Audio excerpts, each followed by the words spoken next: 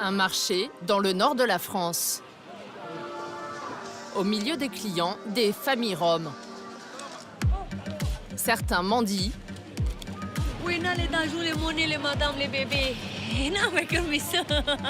D'autres se servent sur les étals. Bien souvent, ils déclenchent la colère des commerçants. Les Roms, ils volent. C'est pas pareil. Ils volent les portefeuilles. Ils n'achètent pas, ils volent. Je vois une Rome qui colle trop quelqu'un, 5 minutes après, je vois quelqu'un qui pleure. Ils ne nous supportent pas. On n'est pas tous des voleurs. Voleurs ou pas, les Roms sont victimes de leur mauvaise réputation. Et même quand ils prennent dans les poubelles, ils suscitent des réactions agressives. Oh, oh, remets ça là, remets-le. Tu le remets, ici. Remets ça là, poubelle.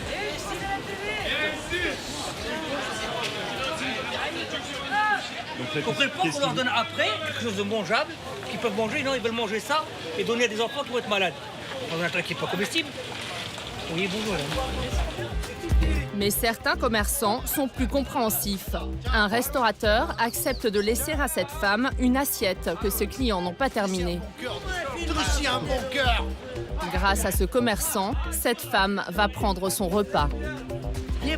Ça nous plaît, la France.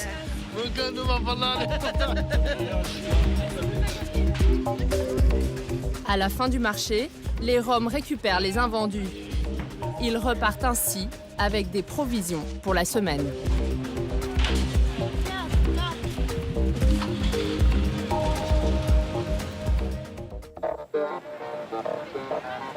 Lille, dans le nord de la France. Son beffroi, sa vieille ville, ses rues piétonnes et ses Roms.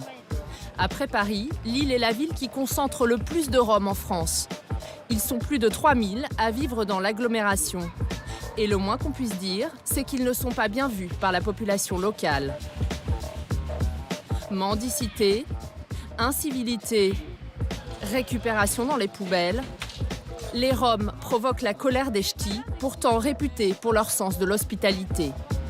Dans les maisons autour des camps, c'est le ras-le-bol. Vous savez, j'ai été cambriolé 2 fois. Alors, maintenant, excusez-moi, je ne sais plus les sentir. Ça fait 8 mois, nous, qu'on vit un enfer, quoi. Et c'est pas un enfer une fois de temps en temps, c'est tous les jours. Comment les Roms vivent-ils en France ? Installés dans des bidonvilles insalubres, en périphérie des villes, ils seraient environ 20 000 sur le territoire français.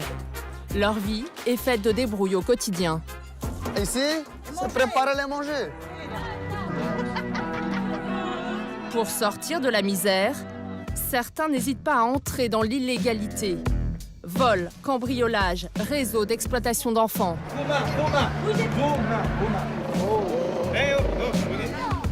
Mais comment les Roms viennent-ils en France ? Gardent-ils des attaches avec leur pays d'origine ? Que font-ils de l'argent qu'ils gagnent ici ? Ici, on vit pire que des animaux. Enquête sur une communauté qui dérange. Leuzen, un village paisible de 3000 habitants, situé à quelques kilomètres de Lille. À l'entrée du village, un camp de Roms provoque le mécontentement des habitants. Aujourd'hui, certains d'entre eux crient leur colère sur la place principale. Ils demandent l'expulsion des Roms installés sur leur commune depuis près d'1 an. Hervé Morel est l'organisateur de cette manifestation. Nous voulons plus de sécurité, plus de sérénité dans notre village, plus de propreté, plus d'écoute de la ville qui semble ne pas s'intéresser aux Leusénois qui sont dans la détresse. Les Roms, on n'en veut pas! Les Roms, on n'en veut pas! Cette mère de famille a rédigé une pétition. Elle demande l'expulsion des Roms au plus vite. On espère enfin qu'ils vont réagir parce que je pense qu'à un moment donné, ça va se passer mal parce que là, on voudrait revivre, pouvoir redormir. Sophie et Audrey sont mères au foyer. Elles vivent dans cette petite zone pavillonnaire. Derrière leur maison, un camp Rom qui compte une centaine de personnes. Il est où le camp là Sophie? En fait, il est juste en face, donc en fait, on ne voit que les abords, parce qu'en fait, ils sont intelligents, ils ont tout construit en profondeur pour qu'on ne voit rien de leur trafic. Donc là, c'est en journée, donc il y a les voitures qui passent, il y a les bruits ambiants, tout ça, mais la nuit, quand c'est calme, on n'entend que leur nuisance. Donc là, on entend quelques martèlements. Là, on voit la personne, elle est en train de marteler derrière. Donc on a de la chance, elle est seule. Des fois, ils sont une dizaine à marteler. Justement, aujourd'hui, les coups de marteau continuent. Les Roms fabriquent un poêle avec un meuble de bureau. Les vapeurs de ce genre de gazinière indisposent souvent le voisinage. C'est toxique un peu, non? Non, c'est pas toxique. Pas toxique? Ici, c'est préparer les manger. Bobby a 22 ans. Père de 2 enfants, il vit dans cette cabane avec sa famille et ses beaux-parents. Comme tous les Roms de ce campement, il vient de Baia Mare, au nord de la Roumanie.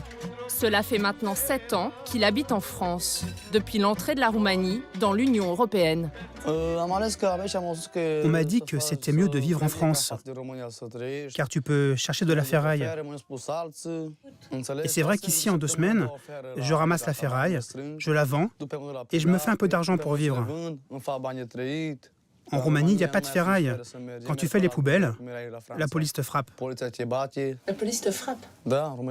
Oui, s'ils te trouvent dans les poubelles, ils te battent. Le dernier enfant de Bobby est né en France, comme le prouve cet acte de naissance. Pour ses 2 enfants, il touche 100 € d'allocation par mois. Il n'est pas le seul. Maria, elle, est mère de 5 enfants. Elle touche 250 € chaque mois, un complément de revenu intéressant pour la famille. Son mari, Florine, dit gagner sa vie en revendant des pièces détachées de voitures aux garagistes de la région.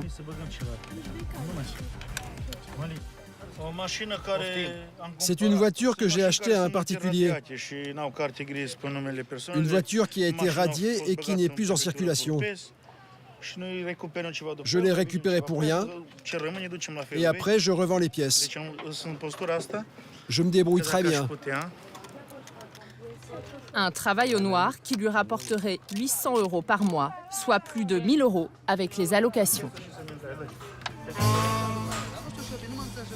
À Leuzen, c'est le jour des encombrants. Un jour important pour Bobby et son ami Fenica.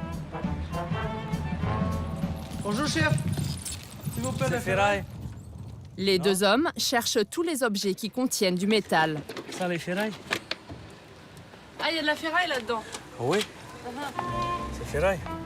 Leur objectif, trouver les objets les plus lourds possibles. Un peu plus loin sur ce trottoir, un bien précieux, des câbles électriques. Ils contiennent du cuivre, un métal dont les cours sont élevés. Les 2 hommes espèrent en tirer un bon prix. Mais certains habitants de Leuzen ne voient pas toujours ça d'un bon œil. Mais monsieur, vous avez l'air un peu à cran en fait. Avec eux, bah oui. Vous savez, j'ai été cambriolé 2 fois. Alors, maintenant, excusez-moi, je ne sais plus les sentir. Mais c'est forcément eux? Ah oui, oui, oui. Pourquoi? Bah, c'est parce que c'est comme ça. Il y en a trop en France. Faut être logique. Pourquoi vous venez en France? de France. C'est tout le monde, les Français, non, c'est pas... Pourquoi vous venez chez nous? Oui, vous restez pas chez c'est la Roumanie, il n'y a pas à manger, il n'y a pas à travailler. Alors, exactement. Et vous croyez qu'en France, en emmenant tous les Roumains, tous les machins, tous les Syriens, et vous croyez qu'arrivé un moment, on va venir comme chez vous? Au revoir, monsieur. Au revoir, monsieur. Malgré l'hostilité ambiante, Bobby poursuit son travail. Vous remettez ça bien par contre, vous ne mettez pas le bordel. Oui, non, pas bon. Retour au camp. C'est ici qu'il trie la récolte du jour. Bobby va essayer d'en tirer le meilleur profit chez un ferrailleur. Pour éviter la vente illégale de métaux, la loi française oblige les ferrailleurs à payer par chèque.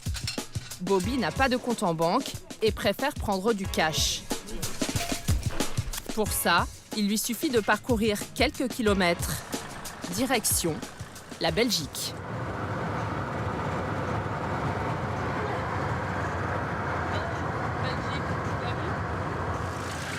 Ce ferrailleur est habitué à traiter avec les Roms. Il ne s'en plaint pas. Et ils trient bien avant, comme vous voyez ici. La ferraille là-bas, ils arrivent ici, ça directement chaque sorte. 9 kilos d'inox, acheté 6 €. 1 kilo de laiton pour une valeur de 2 €. Et ce qui aujourd'hui va lui rapporter le plus, des batteries. 51 kilos de batterie. Ça, c'est combien? 15 € plus ou moins, 15,30 €. Ah, pas mal. C'est maintenant l'heure de la paye. Bilan de l'opération, 61 €. 61. C'est peu. Il y a un mois que je travaille pour récupérer cette ferraille. Il faut aussi payer l'essence. 20 € d'essence. Du coup, il ne reste pas grand-chose. Cette fois, le ferrailleur a pris toute la marchandise. Mais ce n'est pas toujours le cas. Des Roms lui amènent souvent des objets probablement volés. Ça arrive, je vais dire, une fois par semaine au moins qu'on refuse. Du nouveau déjà, on prend pas. Donc du laiton nouveau, des robinets nouveaux, des tuyaux nouveaux, on prend pas. Même si c'est 10 kilos alors. Hein. Maintenant, si on passe dans les grands pots, il faut un papier de l'usine lorsqu'ils ont été le chercher, comme quoi qu'on peut le prendre, ou on se couvre comme ça. Hein. Si le ferrailleur est aussi exigeant sur les métaux qu'il achète, c'est parce qu'il peut être condamné pour recel de marchandises volées. Bobby a accepté de se laisser filmer car son activité n'a rien d'illégal. Pourtant, dans la région, beaucoup d'habitants se plaignent. De nombreux vols auraient été commis depuis la multiplication des campements autour de l'île. Croix, une ville de 20 000 habitants dans la banlieue huppée de l'île. Ici, on croise dans les rues des voitures de luxe et les jolies villas sont nombreuses. Elles se cachent derrière de belles palissades. À quelques encablures, un bidonville d'une centaine de familles.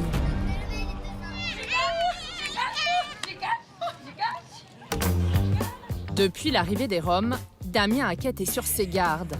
Cet agriculteur élève des volailles. Une nuit, il a surpris des voleurs dans son jardin. Voilà. En fait, ils longent parce que le camp il est là-bas derrière. Et puis bon, ils remontent là chez nous et puis ils ouvrent les barrières. Donc ils nous ont pris, on va dire, une quarantaine de poules, les 5 pans, les 3 oies et puis un peu de pintade. Et ils sont attaqués aussi aux chèvres, donc ils nous en ont pris 2. Qu'est-ce que vous avez fait alors pour les faire partir? On a tiré en l'air une fois et puis de là, ils sont partis comme, on peut dire comme des lapins et puis... Depuis, Damien Hackett a tendu du fil de nylon pour faire trébucher les voleurs. Comme ça, s'ils passent, ils tombent, c'est ça? Bah ouais. Faut leur faire un petit peu des surprises. Préjudice pour Damien, 1 000 €. Aujourd'hui, sa basse-cour est déserte. Il ne lui reste plus qu'une seule poule et 4 canards. Mais Damien Hackett n'est pas la seule victime. À une centaine de mètres de là, Laurence Catry a perdu beaucoup plus. Propriétaire de ces hangars, elle les louait il y a quelques mois encore à des entreprises. Aujourd'hui, ces locaux sont vides. Plus personne ne veut s'installer chez elle, car depuis l'arrivée des Roms, son site n'est plus très sûr. Alors, dans un premier temps, voilà, ça a été scié. Vous pouvez passer par ici. Hop. Ils se sont introduits au sein du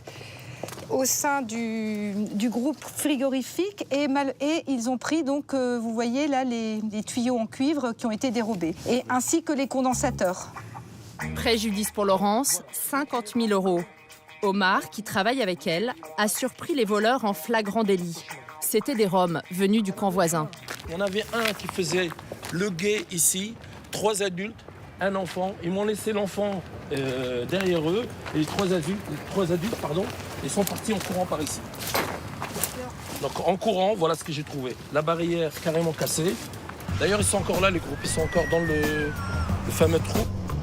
Dans leur fuite, les Roms ont jeté les condensateurs. Du coup, ils sont cassés et inutilisables. Ils les ont jetés devant moi, alors que je leur avais demandé de ne pas les jeter, quitte à même à leur donner de l'argent, mais je pense qu'ils ne m'ont pas compris. Il faut dire que les locaux de Laurence sont situés juste à côté du camp Rom. Quand les policiers se présentent quelques heures plus tard, les voleurs ont déjà pris la poudre d'escampette. Laurence a déposé plusieurs plaintes pour vol et dégradation. Là, en voilà une, en voilà 2, en voilà 3, en voilà 4, Et en voilà 5 depuis fin août. Aucune de ces plaintes n'a été suivie d'effet. Ça me rend insomniaque parce que j'ai trop peur qu'on arrive dans les bâtiments et qu'ils nous vandalisent tout. Combien on a d'exemples de bâtiments dans la métropole qui sont complètement vandalisés. Donc vous imaginez le fruit du travail qui est vandalisé comme ça, c'est pas possible. Mais ce n'est pas tout. Les Roms ont ouvert un passage pour jeter leurs ordures et faire leurs besoins. En un mois, le terrain de Laurence est devenu un dépotoir. Ce qu'il faut imaginer aussi, c'est le prix de la remise en état, remettre les fossés, remettre les buts dans leur état initial, tout nettoyer après leur passage, et sans être sûr que cette situation, elle ne va pas se renouveler encore une fois. Donc ça, c'est complètement démoralisant. On n'en voit pas le bout, on n'en voit pas le bout. Il n'y a pas que les vols qui dérangent les habitants de Croix. Dans cette petite commune, la mendicité est vécue comme une agression. Au centre-ville, des bandes de jeunes enfants font la manche toute la journée. Madame, donnez ce cochon, tu me peux acheter là-bas, manger, tu peux acheter à manger. Nous les filmer. Cet homme prétend être leur père. Faut pas les filmer. Et il n'apprécie pas la présence de notre caméra. Les adultes ne font pas seulement mendier des enfants. Certains les utilisent aussi parfois pour voler. Paris, place de l'Opéra, près des grands magasins. Un quartier touristique. Tous les jours, les policiers traquent les voleurs au distributeur automatique de billets. JP travaille en civil pour se fondre dans la foule. Il vient de repérer 2 jeunes Roms qui rôdent autour d'un distributeur de billets. Ça y est, ça y va. Les 2 mecs. Ces 2 enfants ont attendu le meilleur moment pour attaquer. Les 2 mecs, ils vont là. Le grand à gauche et le petit à droite.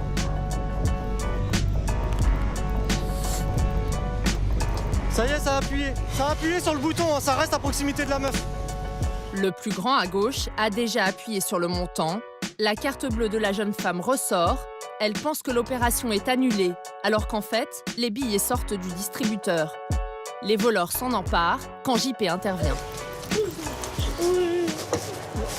Non, attendez, madame, c'est la police. C'est la police. Touriste? You're a tourist? Okay. No problem. Okay. Police. Assis-toi. Assis-toi, toi aussi. Assis! La femme est une touriste espagnole de passage à Paris. Ce qu'on va faire, on va au commissariat, vous allez déposer plainte, on va vous restituer votre argent. D'accord? Ça ira? Les voleurs ont dérobé 50 € à cette touriste. Pour y parvenir, ils n'ont pas hésité à cracher sur le clavier et l'écran du distributeur. Tu craches? Comme ça, la dame elle fait « Ah, mais c'est dégueulasse, je me barre ». Elle se barre encore plus vite. Et eux restent sur le DAB en attendant que les billets sortent. T'as un laps de temps de 10 secondes, quoi, à peu près. Donc elle a récupéré sa carte, elle fait quoi? Comment ça se fait que j'ai récupéré ma carte? Eux, ils arrivent, oh, c'est dégueulasse, hein, madame, s'il vous plaît. Et puis ils se barrent. Puis la dame, elle fait bon, bah, j'ai ma carte, je me casse. Et puis eux, ils attendent les billets qui sortent. J'étais en train de sortir de l'argent du distributeur. Les enfants se sont approchés de moi et ils ont fait quelque chose de curieux. Et en fait, tout s'est passé très vite. Ils sont apparus aussi vite qu'ils ont disparu. Et la police m'a dit que je venais d'être victime d'un vol. Ces enfants sont mineurs, ils seront donc bientôt relâchés par le juge. Pour lutter contre cette délinquance, les policiers doivent confondre les têtes de réseau, c'est-à-dire les adultes qui les exploitent. Des enquêtes souvent longues et difficiles. Cet homme, appelons-le Adrian, 45 ans, a été condamné en septembre 2012 à 5 ans de prison pour avoir entraîné des enfants à voler. Ce verdict est le fruit d'une enquête incroyable que nous suivions depuis 5 ans.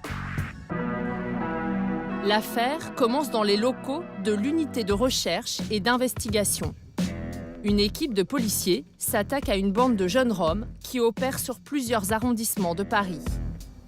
Leur spécialité, le vol au distributeur automatique de billets.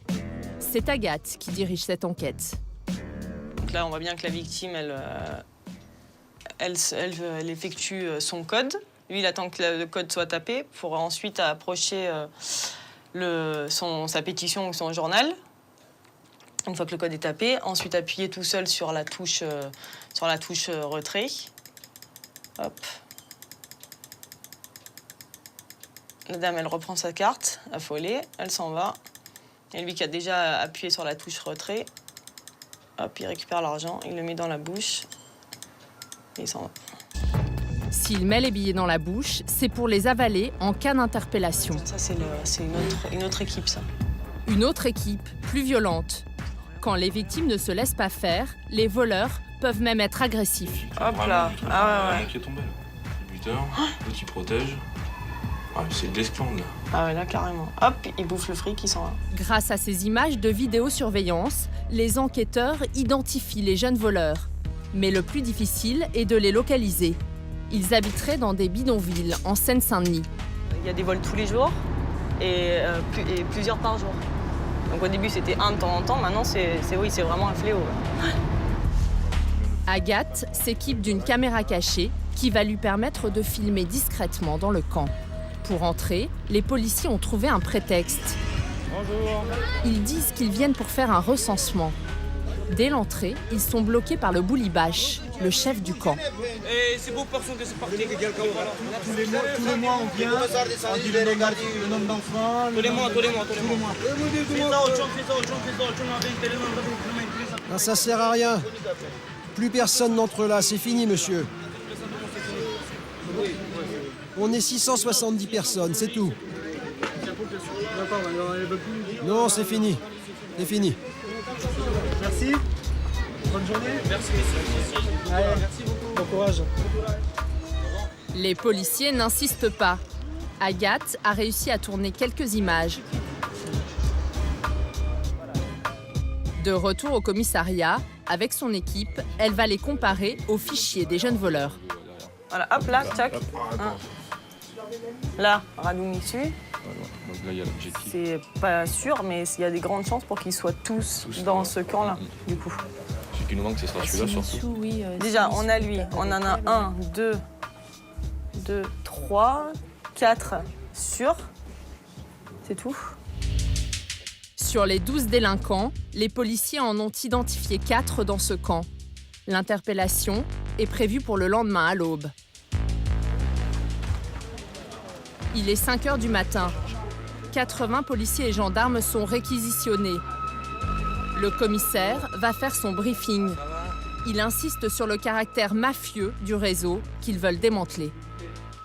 On va essayer de démontrer que derrière de simples mineurs qui vont voler et qui souvent seront interpellés et relâchés dans l'après-midi, derrière il y a toute une structure mafieuse. C'est des mineurs très jeunes, parfois jusqu'à 13 ans.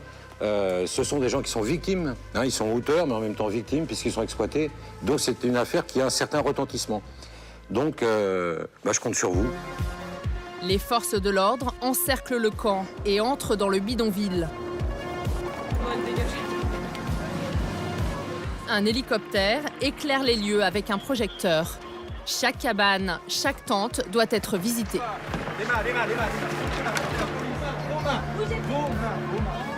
L'effet de surprise est total. Les suspects n'ont pas le temps d'être agressifs ni de prendre la fuite. Regarde, je vois pas. Tu vois Dumitrou, toi? Agathe repère très vite un des jeunes voleurs présumés. Bon, toi, t'es interpellé. Hop. Demande de ses parents. Oui, mais tu vas nous montrer tes parents, justement. Vous faites quoi là, Agathe? On les serflex pour les reconnaître, on les interpelle et après on les placera en garde à vue. Préparés à l'avance, ces bracelets en plastique permettent d'identifier les petits voleurs de DAB. En fait, les policiers découvrent non pas 4, mais une dizaine de mineurs qu'ils avaient repérés sur les vidéos. D'ailleurs, les enfants sont contents de se reconnaître sur les fichiers de la police. Ils savent qu'ils ne risquent pas grand-chose. Moi aussi. Comment ça, toi? Toi, où tu es, toi? On a plein de photos, Ils sont contents. Ce qui intéresse les policiers, c'est d'abord le chef du camp. Il est majeur et serait à la tête de ce réseau de voleurs. C'est le chef. The boss, d'accord. Bonjour. Très bien. Bon ok, allez. Et vous êtes tout seul Vous êtes le seul chef de camp? De tout le camp, il n'y a que vous? Ok. Donc, alors lui, par contre, il est placé en garde à vue pour traite des êtres humains. Traite des êtres humains, un chef d'inculpation lourd qui ne semble pas l'inquiéter. Tiens, viens, tu suis mon collègue. L'homme est emmené jusqu'au commissariat. Son audition va bientôt commencer. Dans le camp, les policiers passent à la deuxième étape, les perquisitions. Leur objectif, trouver du liquide ou des mandats envoyés en Roumanie. Autant de documents visant à prouver l'existence du réseau. Sur cette femme au foulard, les policiers trouvent 1 000 € en liquide. Elle prétend qu'il s'agit de l'argent de la mendicité. La mendicité, ils donnent pas des billets, hein, les gens. Les policiers continuent leur fouille. Et dans le camp, personne n'est oublié. Ni les enfants, ni même les nourrissons. Les parents ont tendance à cacher l'argent dans les couches ou dans les chaussettes. Et donc, parce qu'ils pensent qu'on ne va pas fouiller les petits. Donc, ils ont tendance à les cacher, mais vraiment n'importe où, quoi. Au bout de plusieurs heures de fouilles, les policiers trouvent un élément clé de l'affaire. Un bordereau d'envoi d'argent à destination de la Roumanie. C'est bon pour vous, Pascal, ça? Ouais, c'est bon. Ça veut dire que 5 000 € ont été envoyés vers la Roumanie. 5 000 €, c'est une belle somme quand même, donc par une personne majeure qui les a envoyés apparemment à son frère d'après ses explications. Fin de l'opération. Au total, les policiers ont trouvé plusieurs bordereaux d'envoi à destination de la Roumanie. Pour des sommes importantes, plus de 10 000 €. Retour dans les locaux de l'unité de recherche et d'investigation. Pour les policiers, le travail n'est pas terminé. Après avoir identifié les enfants, ils vont maintenant tenter de leur faire avouer qu'ils volent pour le compte d'un chef. Est-ce qu'on enlève les serflex maintenant? Placés en cellule, les mineurs vont être entendus chacun à leur tour. Cet adolescent est un des fils du chef de camp.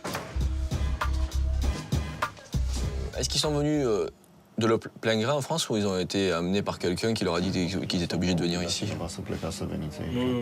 Non, je suis venu tout seul. Comment il fait pour gagner de l'argent? Est-ce qu'il en gagne lui?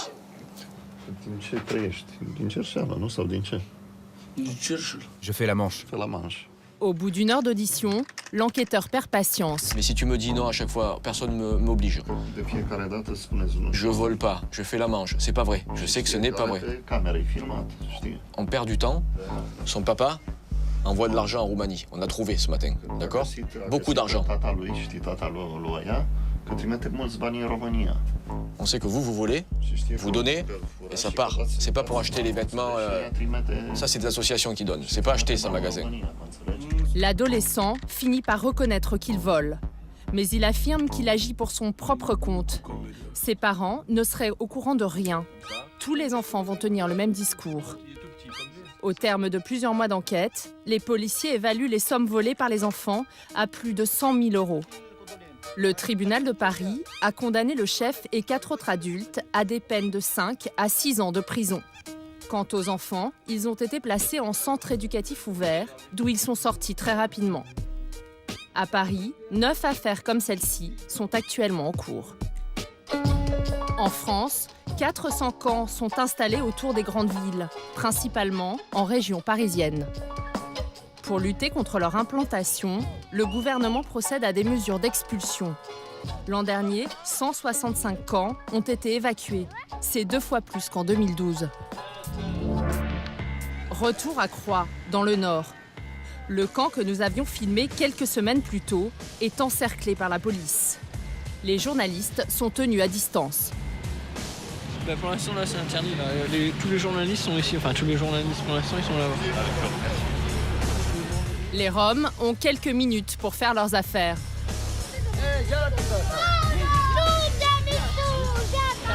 Et vous allez où alors là? Je sais pas. Les caravanes, qui ne peuvent pas être tractées par leurs propriétaires, sont emmenées à la fourrière. Quant aux cabanes, elles sont détruites à grands coups de bulldozer. Un homme vient à notre rencontre. Florine, le mécanicien qui prétendait gagner 800 € par mois en revendant des pièces détachées aux garagistes. Problème. Les cassés, les caravanes, toutes les caravanes, les cassés. Les forces de l'ordre ont quitté le secteur, mais tout n'est pas encore démoli. La fin de l'expulsion est prévue pour le lendemain. Nous en profitons pour entrer dans le camp. Ma caravane, elle était là-bas, derrière les barrières. Mais qu'est-ce que je fais avec mes bébés? Je les donne? Mais qu'est-ce que vous allez faire? Vous allez dormir où ce soir? Ah, sous les étoiles. Ces caravanes n'ont pas encore été évacuées. Un court sursis. Maria et sa famille s'attendent à devoir quitter les lieux dès le lendemain matin. Ça y est, c'est l'heure du départ? Oui, mon parti, expliquez les polices. Dégage, dégage, dégage. N-am nicio chemis, n-am mâncat astăzi, Vinica. Bon, les bagages, mon parti. Où partez, Maria? Mangez pas, où parti? Nous, Ramani. Fini manger. Ce să monsieur. Cum se asta? Hai, asta nu mă poate ajuta. Maria affirme n'avoir aucune solution de repli. Aucun logement en Roumanie. D'après la loi, ces familles privées de caravanes auraient dû être relogées par la préfecture. Mais aucune solution d'hébergement ne leur a été proposée. C'est donc dehors qu'elles passeront la nuit. Et pour se protéger du froid, des feux ont été allumés et des abris de fortune construits à la va-vite, avec une bâche et quelques planches. Je suis désolée pour ce qui se passe ici. Maintenant, quand je dors la nuit, je suis comme un oiseau perdu. C'est pas une vie, ça, pour les enfants.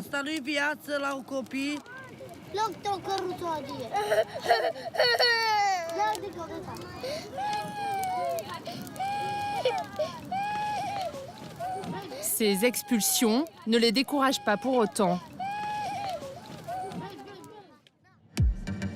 Quelques jours plus tard, nous retrouvons Maria et Florine. Ils viennent de s'installer à Lequin, à 10 km à peine de leur ancien camp. Mais cette fois-ci, la police tente de les déloger dès leur arrivée.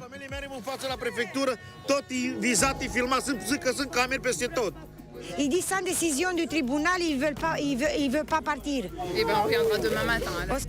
Florine, bien décidée à ne pas se laisser faire, tient tête aux policiers. Vous n'avez pas le droit de faire ça et qu'ils vont aller à la préfecture et... Il fait tout ça cet après-midi pour que demain matin ils soient partis. Les policiers quittent le terrain. Tu penses rester longtemps ici sur ce camp? Oui, je resterai jusqu'à la décision du tribunal. En réalité, la police peut évacuer un terrain sans décision du tribunal, à condition que le propriétaire en fasse la demande dans les 48 heures. Mais dans ce cas présent, le propriétaire ne s'est jamais manifesté. Le délai des 48 heures est écoulé, un nouveau camp de Roms est né.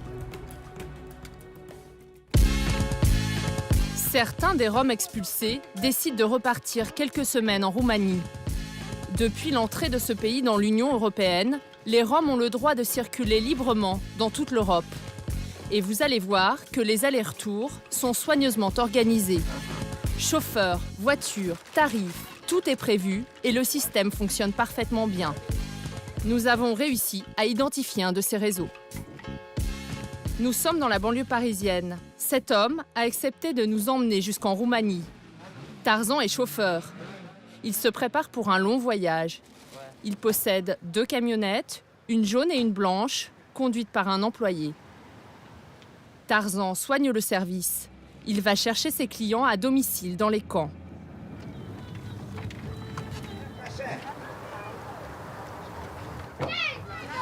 Les passagers emmènent en Roumanie tout ce qu'ils ont récupéré en France pendant des mois, voire des années. Il est 17h. Tarzan emmène 4 familles, 12 personnes au total, pour un périple de 2000 km. 2 fois par semaine, Tarzan traverse 4 pays, France, Allemagne, Autriche, Hongrie, avant d'arriver en Roumanie. Combien de temps on va mettre? On va rouler pendant 22 heures. 22 heures, quasiment sans arrêt. Dans son minibus, Damian, sa femme et leurs 2 enfants. En France, ils vivent de la mendicité. Cela fait 2 ans qu'ils ne sont pas rentrés chez eux. Je dois rentrer aujourd'hui, car ma maison s'est écroulée. Il faut que je la répare pour avoir un endroit où habiter le jour où je déciderai de rentrer. Damian va retrouver là-bas ses 4 autres enfants. Ils ont trouvé refuge dans la famille. Tu es content de rentrer en Roumanie? Non, mais je suis obligé de rentrer. En Roumanie, je n'ai pas la possibilité de donner à manger à ma famille. Je ne peux pas les habiller. Je préfère rester en France pour essayer de m'en sortir. Pour Damian, un voyage comme celui-ci représente une petite fortune. 100 € par adulte, 50 € par enfant, 300 € au total. Pour éviter les péages, Tarzan prend la nationale. Et pour passer le temps, les voyageurs regardent des DVD, des clips de musique tzigane.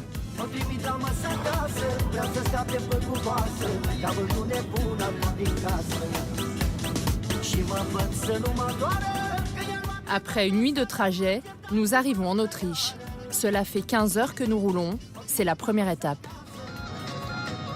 Normalement, tout le monde s'arrête là. Les Roumains, les Bulgares, tout le monde s'arrête là. Cette aire de repos est connue de toute la communauté. Pour les passagers, c'est l'occasion de se dégourdir les jambes et de rencontrer d'autres Roms qui vivent en France. Bartalo, monsieur? Ça va, monsieur? Hein? Pour reprendre des forces, les voyageurs font une halte à la cafétéria. Des trajets comme celui-ci, Florian, Simone et leur fils en font 2 par an. Cela fait 5 ans qu'ils vivent en France.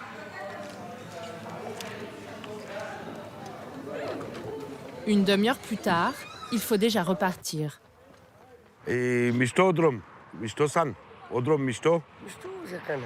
Jusqu'à maintenant, ça va, c'est bien. Vous avez dormi? Soutane et Pico. Et il n'a pas dormi, il avait froid. Florian et sa famille ont payé 250 € pour le voyage. S'ils rentrent en Roumanie, c'est pour voir leurs 4 filles et aussi pour ramener de l'argent au pays. Tu arrives à économiser un peu d'argent pour rentrer? Comment ça se passe? Un peu pour manger, pour le vêtement. Ouais. Là, par exemple, tu rentres avec combien d'argent? Maximum 1000 €. 1000 € quand même? Ouais. Tu arrives à économiser 1000 €? C'est pas mal. Comment tu gagnes de l'argent en France? Ah, faire la manche, travail. Travail de quoi? Peinture, carrelage, nettoyer. Travail au noir? Ouais. Encore quelques kilomètres et le convoi arrive en Hongrie. Dans ce pays, Tarzan conduit plus lentement pour ne pas attirer l'attention des policiers. Même s'il n'y a pas de problème, ils peuvent toujours te trouver un problème. Tarzan sait de quoi il parle. Lors de son dernier voyage, il affirme qu'il a dû donner 450 € aux policiers hongrois. Le genre d'imprévu qui réduit considérablement ses bénéfices. Là, on est en Hongrie, ça y est. Pour le moment, il passe la frontière sans problème. Mais une centaine de kilomètres plus loin, une voiture de police nous arrête. Tu vois qu'ils nous ont pas loupés, hein. Ils attendent les clients. Tarzan descend, nous l'accompagnons, mais le policier nous demande immédiatement de remonter dans la camionnette. Vous restez là-bas. Ah. J'ai pas le droit d'y aller? On n'a pas le droit d'y aller parce qu'il est en train de demander du truc. T'as entendu? Bah, il s'est pas entendu, mais ça se comprend. Tu peux pas y aller, toi non plus? Mais non, t'as bien mis m'acheter. Pas de témoin. Tarzan se retrouve seul avec les policiers. Nous filmons de loin avec une caméra cachée. Quelques minutes plus tard, Tarzan reprend le volant. Que s'est-il passé? Il voulait que je paye 100 € pour défaut de siège enfant. Et tu as payé? Tu as payé? Je lui ai donné 40 € dans la main. 40 €? Bah oui. Je préfère donner 40 € à un policier plutôt que de payer une amende à 100 €.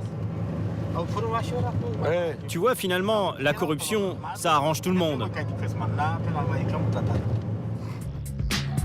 Après 30 heures de voyage, soit 8 de plus que prévu, nous passons enfin la frontière roumaine. Ouais, on arrive en Roumanie.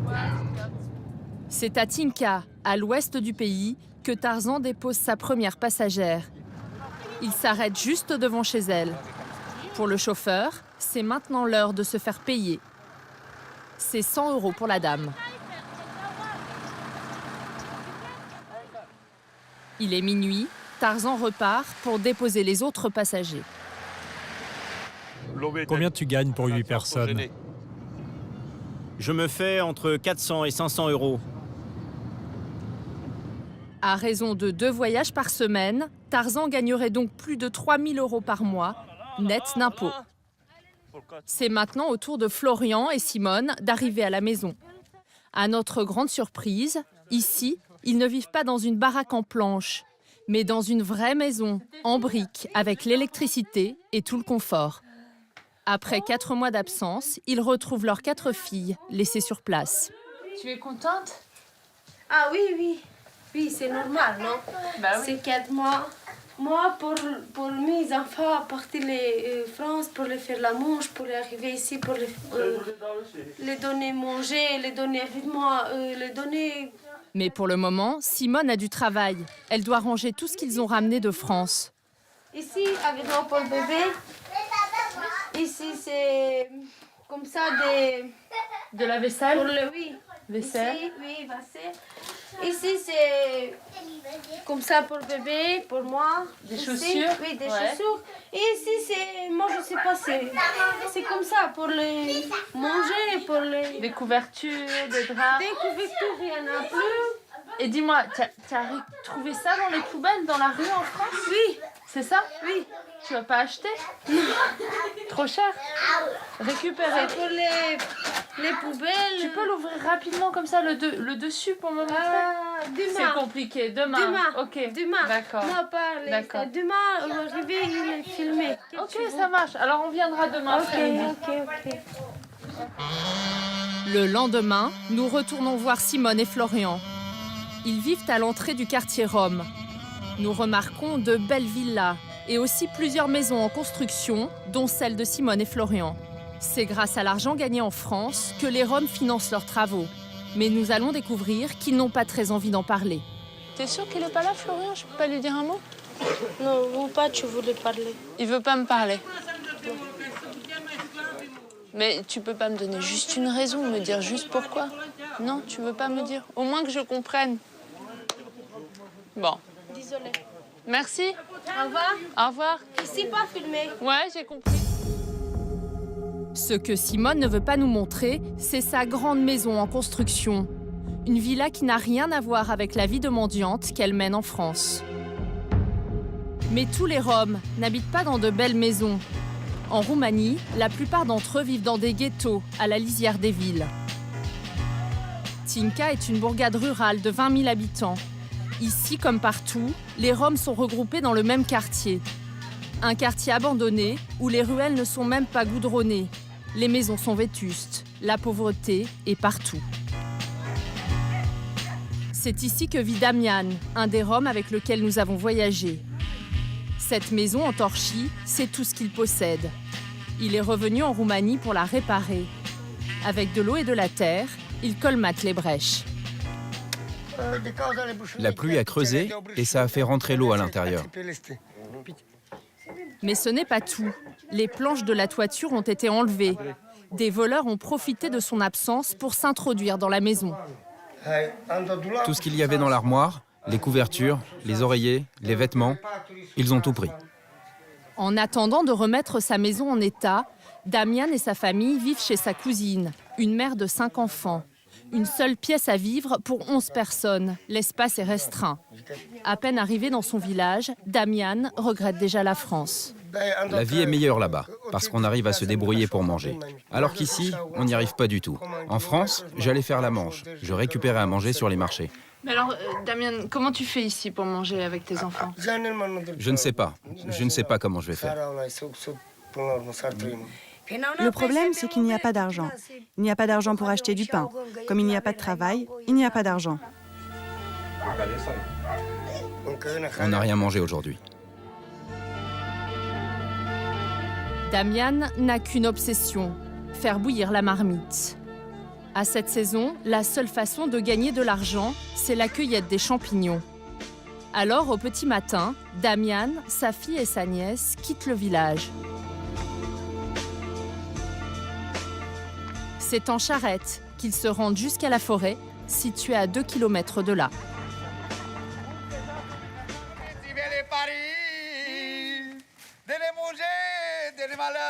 C'est ici que tous les Roms de Tinca viennent cueillir leurs champignons. Tiens, regarde ici. Celui-là, il est bon à manger, tu vois. Celui-là, il n'est pas bon. Si tu le manges, il te rend fou. Damian connaît bien les champignons. Petit, il a passé plus de temps dans la forêt que sur les bancs de l'école. C'est encore le lot des enfants roms à Tinka, car gagner quelques sous compte plus qu'apprendre à écrire. Tu vas pas à l'école, toi? Pas ce matin, car il faut aider aux champignons. Damian prend le chemin du retour. Ce matin, la cueillette n'est pas fructueuse. Retour au village. À l'entrée du quartier, chaque jour, des Roms vendent leurs champignons. Les acheteurs les voici. Ils ne sont pas très généreux. Ils donnent 2 € pour 1 kilo de champignons. Pour Damian, l'affaire n'est pas très rentable. Combien tu gagnes? 4 lei. Oui, on va acheter à manger avec ça. 4 lei, soit 1 €. Voilà ce que Damian a gagné en une matinée de travail.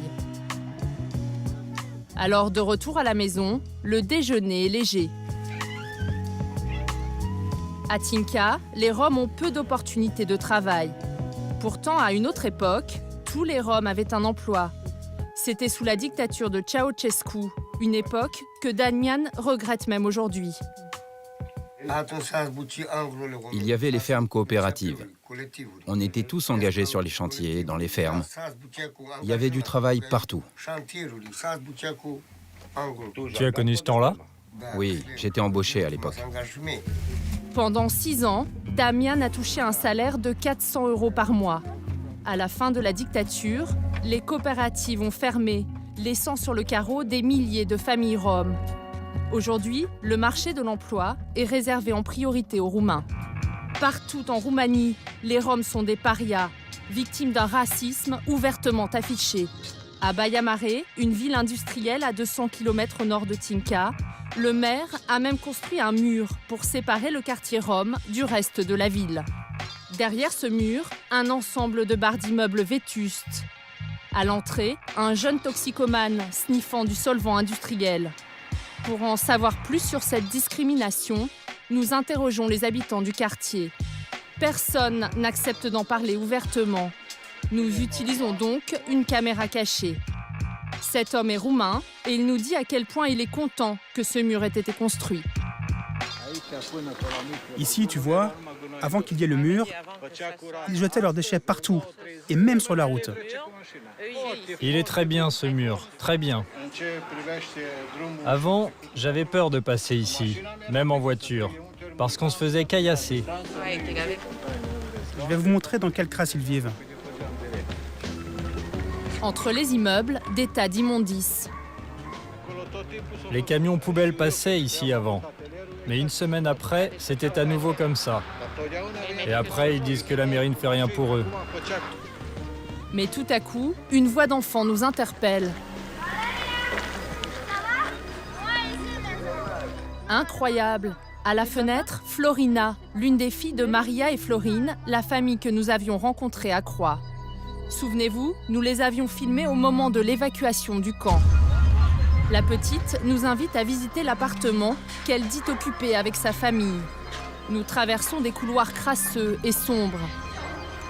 C'est ici chez toi? Les parents de Florina ne sont pas là. Nous décidons de revenir plus tard. Dans les couloirs, un homme nous interpelle. Il dit être le Boulibache, autrement dit, le chef des Roms de ce quartier. Pour lui, ce mur est une preuve de la discrimination dont les Roms sont victimes. Nous considérons que c'est notre liberté de mouvement qui est entravée.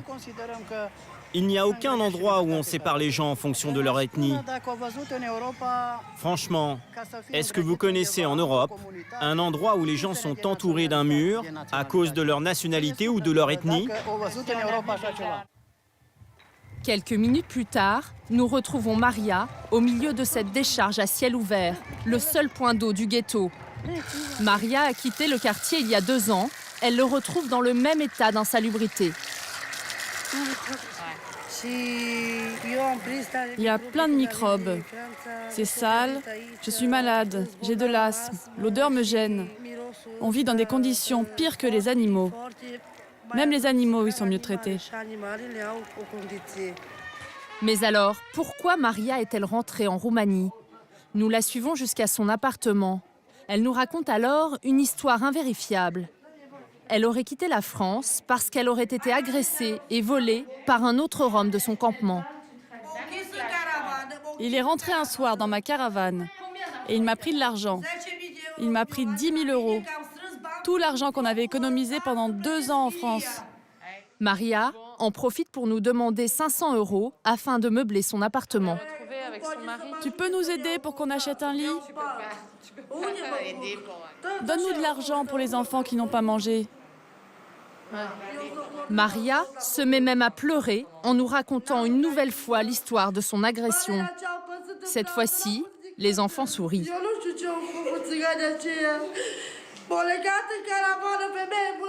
Quelques minutes plus tard, Florine arrive. Lui aussi sort le grand jeu. Je suis très ému que tu sois là. J'ai cru ne jamais te revoir. Florine confirme la version de sa femme. 10 000. Tu t'es fait voler. 10 volés. Leur séjour en France s'est mal terminé. Florine et sa famille s'apprêtent à passer l'hiver à Baia Mare.